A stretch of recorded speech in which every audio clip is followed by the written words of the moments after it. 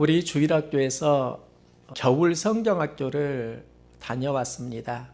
다소 갑자기 가게 된 성경학교였습니다.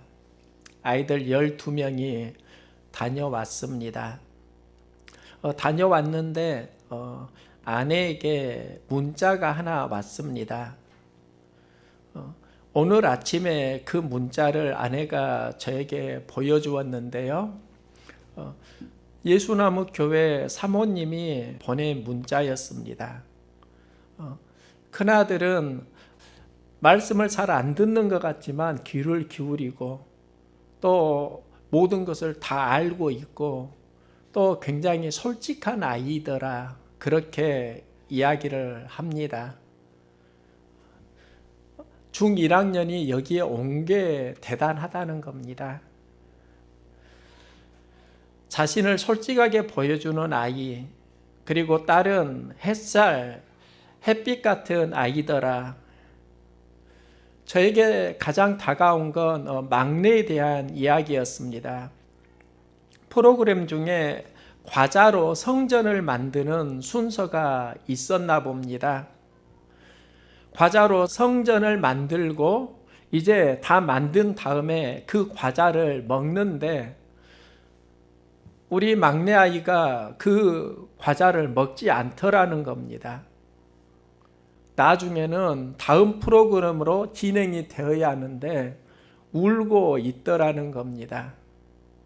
그런데 나중에 알고 보니까 성전을 과자로 지었는데 그 성전 과자를 먹기가 또 성전이 허물어지는 걸 보니까 속상했다.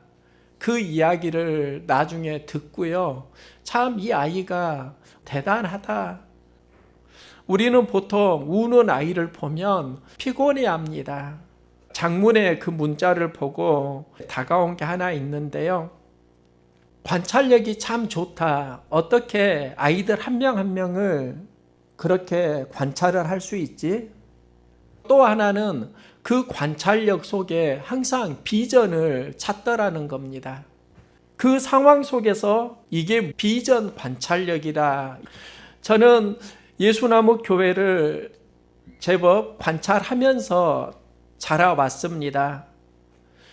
예수나무 교회가 개척하고 1년이 되어서 자립하고 성전을 지을 수 있었던 건 최중석 목사님의 좀 특별함이다. 이걸 알고 있습니다.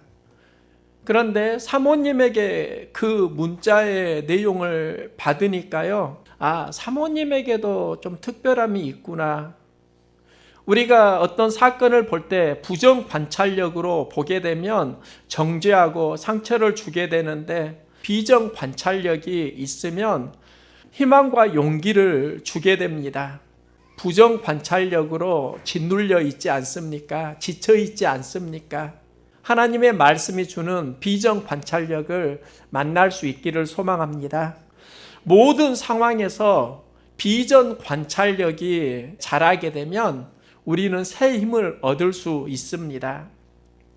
신년에 저는 특별한 세 분을 만났습니다.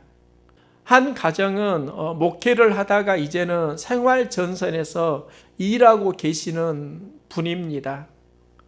또 한 분은 무임으로 계시다가 이제는 목사가 되지 못하는 상황이 되었습니다. 또 목회 사역에서 열심히 해오셨는데 이제는 멈춘 상황에서 자꾸 눈물을 흘리시는 그분도 만났습니다. 신년에 이분들을 계속 경험하게 되니까 제 안에 사역의 현장이 이렇게 어려워지고 있나. 한 목사님이 일을 찾고 계셔서 현장에서 일하시는 아는 목사님에게 전화를 했습니다. 그 목사님이 자신이 하고 있는 유통업을 소개해 줍니다. 그 일이 적합한지 그렇지 않은지 알기 위해서 이제 현장을 함께 일을 찾는 목사님과 동행했습니다. 그 일을 하고 계시는 목사님의 이야기인데요. 시골에서 목회를 하십니다. 역사는 오래되었는데 젊은이들은 다 떠나게 되고 할머니 몇 분이 남아 계십니다. 그 할머니와 함께 예배를 드리는데 한 달에 나오는 순수 헌금이 한 20여만 원 정도 된다고 합니다. 생활을 할 수가 없습니다. 그래서 일을 하시고 목사님 혼자 일하기가 안쓰러우니까 사모님도 함께 동행하고 있었습니다. 오전 10시부터 오후 3시까지 광주에서 목포로, 영암에서 광주 혁신도시로, 다시 송정리역으로 이렇게 이동을 하면서 8만 원 정도 벌었다고 합니다. 오늘 목사님과 동행하니까 일이 참 순적이 되었고 목사님이 복덩이네요. 이런 말씀도 하시더라고요. 점심을 중간에 먹을 수가 없어서 3시가 넘어서 함께 식사를 했습니다. 저는 그 짧은 동행이었지만 마음이 참 숙연해집니다. 참 부지런하게 사시는구나. 삶의 현장이 정말 다양하구나. 나도 어렵다고 하는데 그분들에 비하면 정말 많은 것을 누리고 있구나. 저에게 떠오르는 말씀이 있습니다. 피투성이라도 살아있으라. 제가 신학교 때 들었던 설교 제목입니다. 내용은 생각나지 않습니다. 단지 그 제목만 지금도 생각납니다. 피투성이라도 살아있으라. 그 메시지가 구체적으로 무엇일까 본문을 찾아보니까 하나님이 선지자 에스겔에게 주신 말씀입니다. 하나님이 에스겔에게 말씀합니다. 여호와의 말씀이 임하여 이르시되 내 몸이 천하게 여겨져 돌에 버려졌느니라. 내가 피투성이가 되어 발짓하는 것을 보고 내가 내게 이르기를 너는 피투성이라도 살아있으라. 다시 이르기를 너는 피투성이라도 살아있으라. 하나님은 이스라엘 백성을 벌거벗은 피투성이로 묘사하고 있습니다. 피투성이가 되어서 버려져서 발짓하고 있습니다. 그런데 이 본문을 보면은요, 두 가지가 있습니다. 하나는 현장은 피투성이다, 힘들다는 겁니다. 괴롭다는 겁니다. 다른 하나는 살아있으라, 비전을 이야기합니다. 피투성이로 망가진 삶의 현장에서 살아있으면 하나님이 살리신다는 메시지입니다. 이게 비전입니다. 하나님은 살리시는 하나님입니다. 예수님도 오신 목적이 생명을 얻게 하고 풍성히 얻게 하려 하심이라 말씀합니다. 이제 우리는 살아 계시는 하나님을 만나면 인생은 역정될 수 있습니다. 우리는 하나님을 만나야 하는데 어떻게 하나님을 만날 수 있는가? 에스겔 16장은 이렇게 시작합니다. 여호와의 말씀이 임하여 이르시되 인자야. 하나님 말씀이 에스겔에게 임했습니다. 말씀이 들려왔다는 겁니다. 우리의 삶은 하나님의 말씀이 들려오면서부터 새로워질 줄 믿습니다. 우리의 영혼의 피투성이는 말씀이 막히면서부터 된다고요. 말씀이 들려오면은 다시 회복될 줄 믿습니다. 오늘 본문을 보면 그걸 정확히 보여줍니다. 하나님 말씀이 이스라엘 백성에게 막히니까 영적인 상황이 피투성이가 된 것입니다. 하나님이 에스겔에게 주시는 메시지면 에스겔아 이렇게 불러야 하는데 인자야. 인자는 사람을 의미합니다. 사람이라는 말은 연약한 인생아라는 의미를 가집니다. 하나님께서 우리가 살아가는 연약한 인생의 현장을 보시고 돕고자 부르시는 겁니다. 여호와의 말씀이 임하여 이르시되 인자야. 약해서 무너지는 인생을 하나님은 돕고자 찾아오시는 겁니다. 제가 한 목사님을 만나서 일을 좀 도와주었습니다. 그때 목사님이 저에게 식사 대접을 하겠다고 합니다. 자신이 꼭 대접하겠다고 해서 그렇게 하라고 했습니다. 대신 제가 식당은 정했지요. 간단하게 국밥을 먹었습니다. 그런데 나중에 목사님이 또 나를 찾는 겁니다. 그리고 갑자기 돈이 생겼다며 나에게 11조를 주었습니다. 사역지가 없는 상황에서 무임이니까 저에게 11조를 준 것입니다. 그러면서 하는 말이 오늘은 좋은 거 비싼 거 사드릴게요. 그 말을 하는 겁니다. 전에는 돈이 없어 궁하니까 간단하게 식사를 했는데 그게 마음에 걸렸는지 이제는 풍성하게 먹자 하는 것입니다. 여기에서 단순한 거 하나를 깨달았습니다. 가진 게 있으면 풍성해지는구나. 음식이야 뭘 먹더라도 다 나오는데 그건 그다지 큰 관심은 아닌 것 같아요. 그 순간의 기쁨일 수는 있지만 결국 다 배설물로 나오는 게 음식 아닙니까? 그런데 그 목사님이 없을 때 궁할 때 모습과 가진 게 있을 때의 모습이 이렇게 달라지는 것을 보고 가진 게 많으면 훨씬 풍성해지는 삶을 살아갈 수 있구나.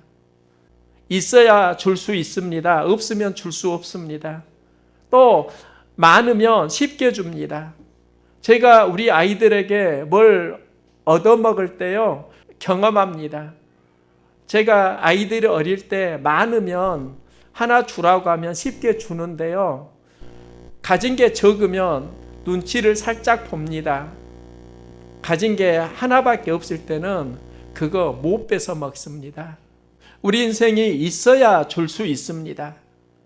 오늘 본문을 보면 이스라엘 백성이 피투성이가 된 이유를 말씀합니다. 내 근본은 가나안이요 내 아버지는 아모리 사람이요 내 어머니는 헷사람이라. 가나안, 아모리, 헷사람 이건 모두 다 우상을 섬기는 이방 민족입니다. 피투성이가 된 이유는 우상을 숭배하는 그들과 지내면서 이스라엘 백성 안에 말씀이 사라졌기 때문입니다. 피투성이 인생이 된 원인을 말씀이 사라진 세대에서 찾으시고 다시 그들에게 하나님의 말씀을 부어주시는 겁니다. 우리 인생이 힘들어지는 이유가 있습니다. 하나님의 백성 그리스도인이면 말씀이 있어야 하는데 말씀이 사라지면 피투성이 영원히 됩니다. 주일학교 겨울 성경학교를 마치고 돌이켜 보니까요. 거기에 억지로 참여한 친구들도 있습니다. 아침부터 밤 9시 반까지 말씀을 듣고 기도했습니다. 그 기간에 핸드폰을 보지 못하도록 했습니다. 핸드폰 없이 예배만 드리니까 참 어려울 수 있는데요. 저녁에 기도하고 은혜를 받으니까 목소리 톤이 달라집니다. 밝습니다. 말씀이 들어가면 하나님께서 우리의 기분과 감정을 역전시키십니다. 승리하게 하십니다. 그래서 우리는 기도하는 것이지요. 아버지, 우리가 듣는 말씀이 들리는 말씀 되게 하여 주시옵소서. 말씀이 주도하는 인생 되게 하여 주시옵소서. 여기에서 우리의 새로운 비전이 생기는 겁니다. 우리가 말씀을 들어야 하고요. 이제 말씀을 들으면 해야 되는 영적 싸움이 하나님 영역에 들어가는 겁니다. 하나님께서 에스겔에게 말씀합니다. 너를 내게 속하게 하였느니라. 나 주 여호와의 말이니라. 하나님이 내가 피투성이가 되어 있더라도 살아있으면 나에게 속한 백성으로 회복하겠다. 이게 은혜이고 변화, 비전입니다. 우리가 세상에 살지만 하나님께 속한 삶을 살고 있는가? 세상에 속한 삶을 살고 있는가? 하와이어로 호호포노포노가 있습니다. 제가 이 호호포노포노에 대해서 듣고 상당히 인상적이었습니다. 제가 자료를 조금 찾아보았는데요. 호는 목표를 말합니다. 포노포노는 완벽함, 이런 의미를 가지고 있습니다. 여기에서 삶이 변하기 원하면 실천해야 하는 5가지 단계를 말합니다. 먼저는 삶의 태도, 감정에서 부정적인 것을 지각하라. 내 안에 부정적인 게 있다고 하면 그걸 감지해야 한다는 겁니다. 부정적으로 바라보는 자신을 알아차리고 부정적인 태도나 감정을 제거하게 되면 새로운 삶을 맞이할 수 있다는 겁니다. 우리는 상황 속에 부정적인 것을 보는데 상황을 바라보는 나의 부정적인 마음들을 자각하라. 이게 새로운 삶을 살아가는 출발점이라는 겁니다.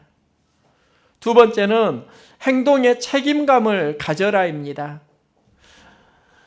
그 상황에서 내가 품어야 하는 마음은 책임감입니다. 이유나 변명이 아니라 책임지는 마음을 가질 때 삶이 건강해진다는 것입니다. 세 번째는 마음속에 사랑을 그려보고 느끼라입니다. 우리가 마음속에 무엇을 그리고 있습니까? 우리가 그림을 그리는데 손으로만 그리는 게 아니라 마음에 그리는 그림이 있다고요. 마음의 그림이 하나님께 나아가는 통로가 되는 겁니다. 사랑을 그리고 그 사랑을 느끼면 우리는 하나님께 나아갑니다. 사랑이 그려지지 않고 미움이, 분이 우리 안에 자꾸 그려지게 되면 그건 마귀가 다가오는 통로가 됩니다. 사랑하면 사랑하는 만큼 성장합니다. 우리가 할 수만 있는 대로 사랑의 감정으로 살아갈 수 있기를 소망합니다. 네 번째는 용서를 구하라입니다. 우리가 용서를 구하고 용서를 받아야 한다고 이야기합니다. 보다 중요한 건 자기 자신에게 용서를 구하고 나에게 용서를 받는 삶이 건강에 참 중요하다는 겁니다. 우리는 자기 자신을 자꾸 멸시하면서 살아가기도 합니다. 감정이 상할 때 부정적인 말을 쏟아냅니다. 힘들어하는 자기 자신을 용서하는 겁니다. 너 화내고 있구나. 그 감정을 알아차리고 하나님께 그 감정을 드리는 겁니다. 하나님 마음이 채워지면 용서가 시작됩니다. 여러분 스스로를 멸시하지 마시고 여러분 스스로를 용서하면서 부정적인 마음을 하나님께 드릴 수 있기를 소망합니다. 하나님이 주시는 새로운 마음이 시작됩니다. 그리고 모든 상황에서 궁극적으로 누려야 하는 자유를 이야기합니다. 예수님은 말씀합니다. 진리가 너희를 자유롭게 하리라. 말씀이 진리입니다. 말씀이 인생을 자유롭게 합니다. 우리가 하나님 영역에 들어간다. 이건 삶의 태도, 감정에서 부정적인 것을 지각하고 행동의 책임감을 가지고 마음의 사랑을 그려보고 용서를 구하고 자유를 경험하는 것인데요. 이 자유를 경험하라가 진리를 알지니 진리가 너희를 자유롭게 하리라. 예수 그리스도 안에 들어가면 자유가 주어집니다. 우리의 변화의 본질은 말씀 안에 들어가는 겁니다. 바울과 실라가 빌립보 감옥에 갇혔습니다. 몸은 감옥입니다. 마음은 하나님께 속합니다. 찬양하고 기도합니다. 찬양하고 기도할 때 감옥 문이 열립니다. 하나님이 주시는 자유가 시작되는 겁니다. 우리가 이 시대에 살면서 가장 소망하는 지위는 왕이고 또 가장 좋고 안락한 곳이 침대일 수 있습니다. 왕도 침대에서 고민한다는 거 아십니까? 자유롭지만 자유롭지 못한 영혼이라는 겁니다. 마음이 하나님께 속하면 하늘 자유가 시작됩니다. 말씀이 주는 자유를 경험하는 것이지요. 우리가 하나님께 속하기를 소망하는데요. 이때 중요한 게 하나 있습니다. 하나님 사랑에 대한 신뢰입니다. 하나님은 그들에게 사랑할 만한 때라고 하십니다. 내가 내 곁에 지나며 보니 내 때가 사랑을 할 만한 때라. 그러면서 내게 맹세하고 언약하여 너를 내게 속하게 하였느니라. 나 주 여호와의 말이니라.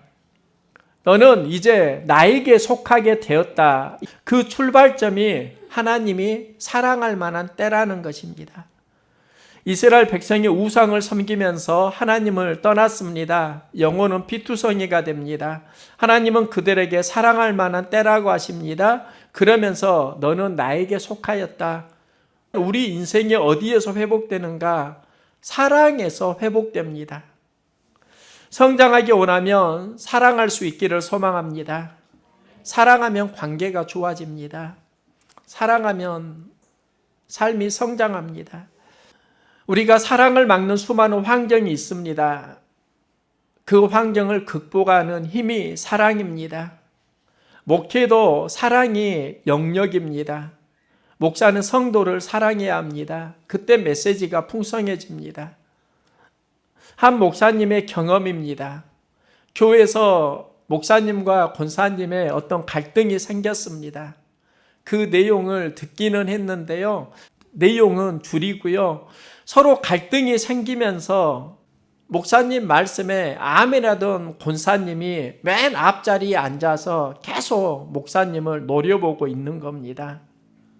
목사님의 메시지를 전하는데 계속 노려보고 째려보는 권사님의 눈을 볼 때마다 설교 메시지가 많이 막히는 걸 경험합니다. 이렇게 째려보는 걸 눈총이라고 합니다. 우리가 마음을 죽이는 눈총이 있다고요. 결국 목사님은 설교할 때마다 마음이 움츠러들게 되고요. 메시지를 전할 수 없어서 사임하게 됩니다. 이게 실제로 있었던 이야기입니다. 메시지를 전하는 이 시간에도 어떤 에너지가 흐릅니다. 눈총을 주면 메시지가 막힙니다.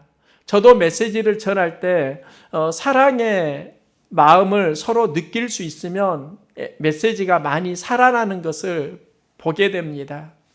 이걸 사람을 살리는 은총이라고 합니다. 눈총은 사람을 죽이고요. 은총은 사람을 살린다고요. 우리 안에 사랑의 은총이 있으면 살고 살리는 관계가 형성됩니다.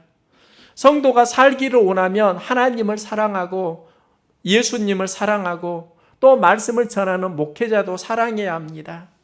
마음밭에 사랑이 주도되어지면 삶은 살아납니다.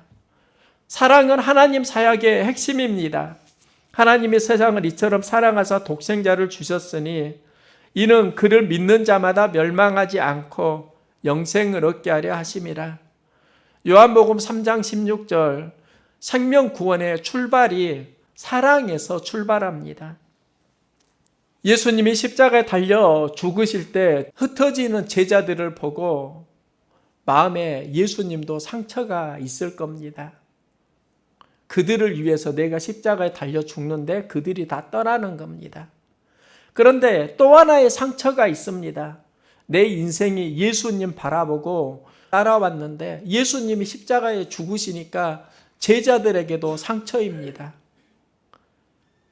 예수님이 십자가에 달려 죽으시고 부활하신 이후에 흩어진 제자들을 찾아갑니다. 그리고 제자에게 묻습니다. 내가 나를 사랑하느냐? 계속 반복해서 사랑하느냐? 그럼 내 양을 먹이라, 내 양을 치라, 내 양을 먹이라. 이때 예수님이 물으셨던 핵심이 있습니다. 사랑하면은 하나님 나라는 회복된다는 것이고 또 하나는 사랑했느냐가 아니라 지금 나를 사랑하느냐, 사랑의 현재성을 묻고 계십니다. 여러분 안에 사랑의 현재성이 살아나기를 소망합니다. 그러면은 사역이 감당된다고요. 또 예수님은 제자들을 사랑하시되 끝까지 사랑하시니라 사랑의 지속성을 말씀하십니다. 그 사랑의 완성이 어디인가? 십자가입니다. 하나님이 우리를 사랑하시는 사랑을 우리가 알고 믿었노니 하나님은 사랑이시라. 예수님은 십자가에서 사랑을 완성하시고 하나님도 사랑으로 자기 자신을 드러내십니다. 하나님은 사랑입니다. 예수님도 사랑입니다. 하나님을 사랑하고 이웃을 사랑하라. 이 계명의 본질이 바로 십자가입니다. 십자가가 무엇인가? 이 십자가가 피투성이더라고요. 피투성이라도 살아라. 하나님이 주셨던 메시지. 그 메시지의 현장이 바로 십자가라는 겁니다. 그러면 이 피투성이가 내 뜻대로 살다가 경험되는 아픔의 현장일 수도 있고 또 하나님 사역을 감당하면서 경험하는 현장일 수도 있습니다. 하나님께서 말씀합니다. 살아있으라. 이 살아있으라의 메시지를 보면요. 내게 맹세하고 언약하여 너를 내게 속하게 하였느니라. 주 여호와의 말씀이니라. 하나님이 이 말씀을 할 때 맹세하고 언약하여 하시는 말씀입니다. 그러면 하나님이 다짐을 하시는 겁니다. 너 힘든 상황 속에서 살아있으면 내가 살려줄게. 너를 나에게 속하게 할게. 내가 너를 도와줄게. 이 약속을 하나님이 하고 계시는 겁니다. 여러분의 삶에 피투성이 인생의 아픔이 슬픔이 있지 않습니까? 말씀을 품으시기 바랍니다. 하나님께 속하는 삶을 살아갈 수 있기를 소망합니다. 하나님이 그를 도우십니다. 힘들고 어려워도 사랑이 주도하는 삶을 함께 살아갑시다. 사랑하면 새로운 경험이 시작됩니다. 피투성이 인생이 말씀을 품고 하나님의 영역 안에 들어가고 하나님 사랑을 신뢰하게 되면 하나님은 그 인생을 역전시키십니다. 내가 역전시킬 수 없는 인생이 있잖아요. 하나님이 역전시키십니다. 하나님 신뢰하면서 인생 역전을 경험해 갈 수 있기를 응원합니다.